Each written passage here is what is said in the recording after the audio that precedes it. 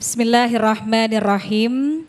Assalamualaikum warahmatullahi wabarakatuh.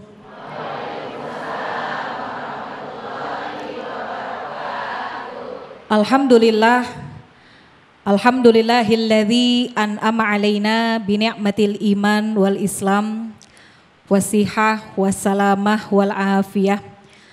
Wassalatu wassalamu ala sayyidina Muhammadin khairil bariyah wa ala alihi wa ashabihi wa man tabi'ahu ila yaumil qiyamah amma ba'du. Yang sama-sama kita hormati dan kita muliakan guru kita yang alhamdulillah mudah-mudahan kita doakan selalu sehat walafiat, Al-Mukarram Syekh Muhammad Jabir yang baru saja menyampaikan ilmu kepada kita semua, insya Allah menjadi ilmu yang bermanfaat. Segenap jamaah, bapak-bapak dan ibu-ibu sekalian, jamaah Masjid Al-Bushra As-Suryaniyah Islamic Center Cimuning yang mudah-mudahan semua yang hadir dalam keadaan sehat walafiat, dan juga seluruh pemirsa Damai Indonesiaku TV One dimanapun berada, yang mudah-mudahan semua kita selalu berada dalam limpahan rahmat, limpahan berkah dari Allah Subhanahu wa Ta'ala. Alhamdulillah Allah pertemukan kita dalam kajian Damai Indonesiaku, insya Allah banyak manfaat yang bisa kita ambil. Jamaah sekalian, kalau kita bicara kemuliaan, rasanya hampir semua kita pengen banget dapat kemuliaan. Baik mulia dalam pandangan Allah ataupun mulia dalam pandangan manusia. Betul apa enggak? Cuma kebanyakan kita lebih mengutamakan, lebih memprioritaskan bagaimana caranya agar dipandang mulia oleh manusia dibanding dipandang mulia oleh Allah. Sehingga enggak peduli dengan cara apa dia meraih kemuliaan, asalkan orang-orang hormat sama dia. Asalkan orang-orang memuliakan dia.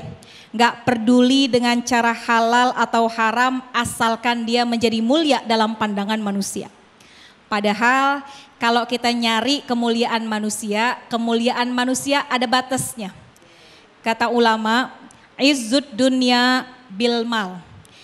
Kalau pengen mulia dalam urusan dunia gampang.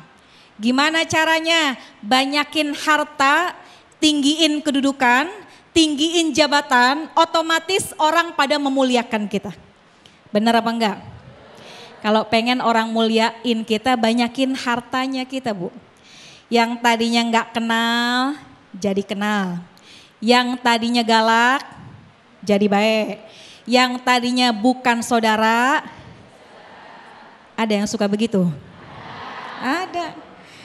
Ketika orang hartanya banyak, kedudukannya tinggi, yang tadinya jauh, yang tadinya galak, mendekat secara otomatis. Ada cerita lucu. Ada orang yang baru diangkat jadi wali kota. Ada seorang ngomong, tuh yang jadi wali kota saudara saya. Temennya nanya, saudara dari mana? Kan kalau saudara, kalau enggak kakak, adik, om, tante.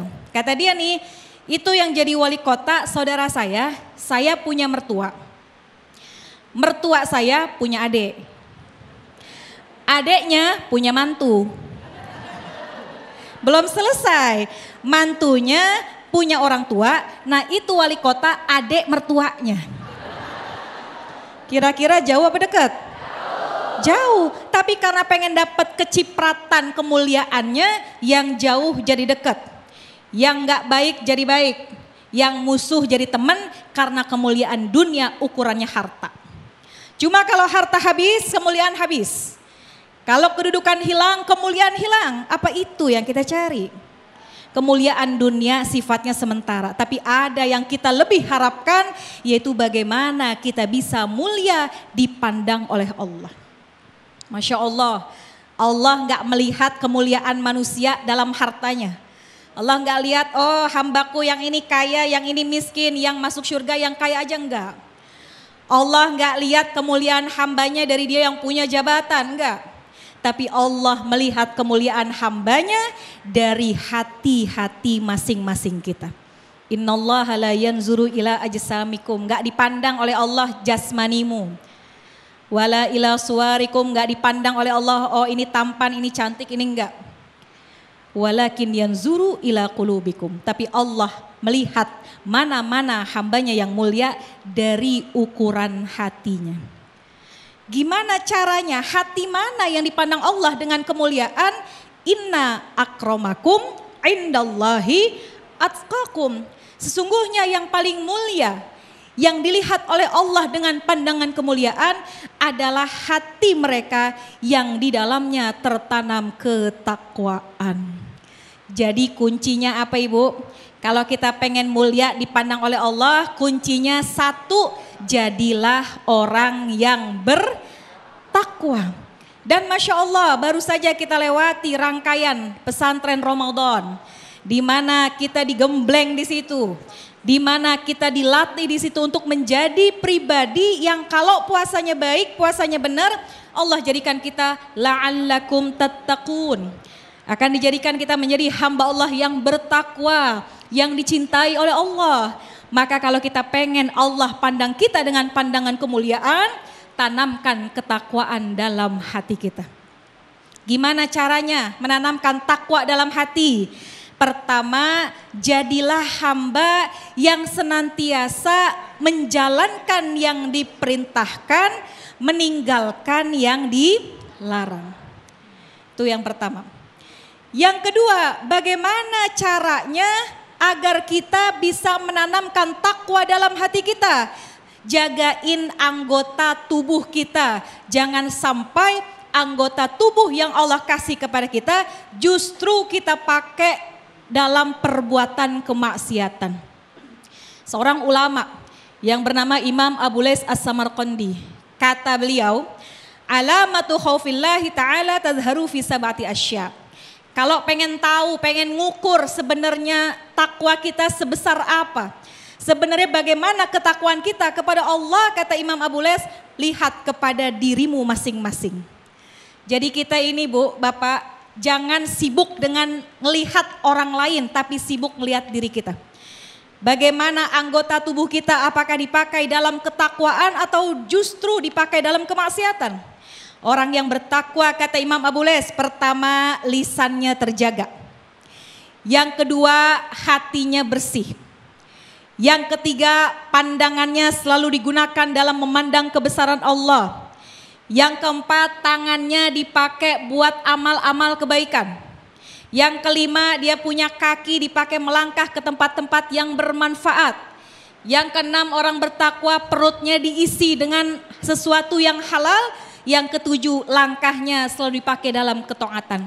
Kalau 7 ini kita sering evaluasi muhasabah, mudah-mudahan kita berada dalam jalur ketakwaan, asbab takwa, mudah-mudahan Allah pandang kita dengan pandangan kemuliaan. Sebaliknya, ada juga orang yang kayaknya mulia dipandang manusia, tapi sesungguhnya dia hina dipandang oleh Allah. Siapa mereka? Orang yang selalu terjerumus dalam kemaksiatan. Bapak Ibu sekalian, kita sudah di akhir zaman, di mana orang berbuat maksiat sekarang makin terang-terangan, makin bangga. Kalau zaman dulu orang berbuat maksiat, habis berbuat maksiat malu, nunduk, ya rasanya nggak berani ketemu orang. Tapi di zaman akhir zaman seperti ini kemaksiatan merajalela. Orang yang pakai anggota tubuhnya buat maksiat mungkin terlihat mulia di mata orang-orang, tapi ternyata dia hina di mata Allah. Na'udzubillah. Dan siapa lagi orang-orang yang dipandang hina oleh Allah? Mereka yang suka kufur nikmat. Allah kasih kita nikmat yang begitu banyak. Allah suruh kita wa ista'adzana rabbukum la in syakartum la azidannakum. Kalau dikasih nikmat, banyakin syukurnya, jangan kufur.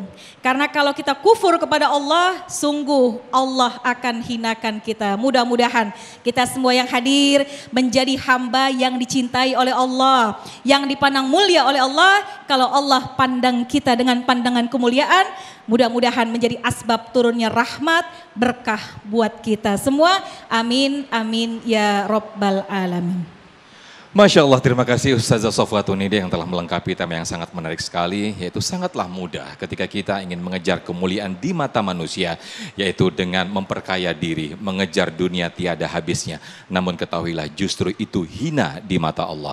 Na'udzubillah, summa na'udzubillah. Nah pemirsa, ada segmen nanti kita akan buka, persilakan segmen tanya jawab nanti kepada para jamaah. Saya yakin banyak pertanyaan berkaitan dengan tema besar kita ini.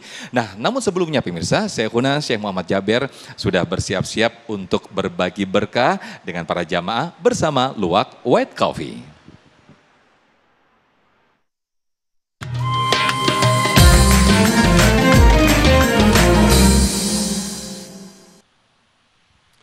Bismillahirrahmanirrahim.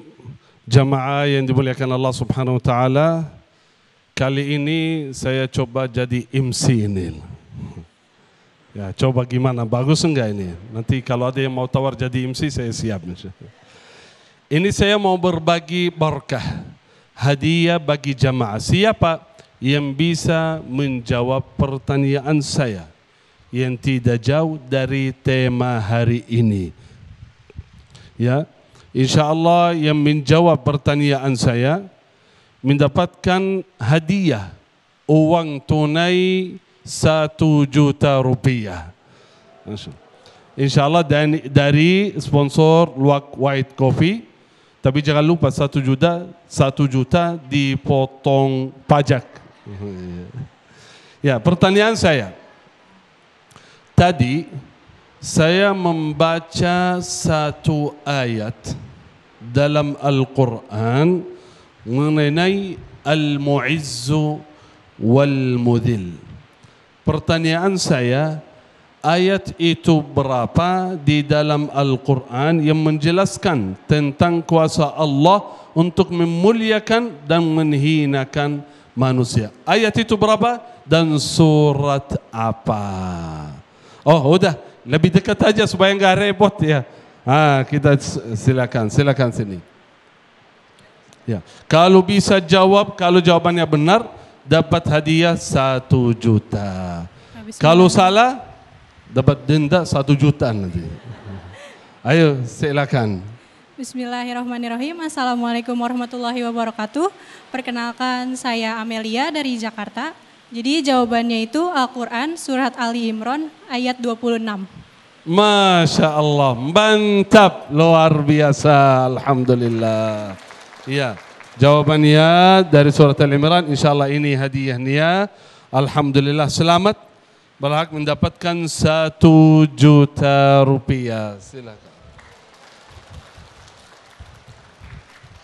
Alhamdulillah.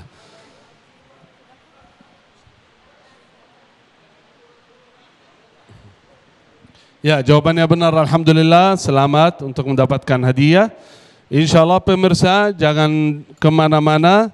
InsyaAllah Damai Indonesiaku akan kembali setelah satu ini. Barakallahu fikum.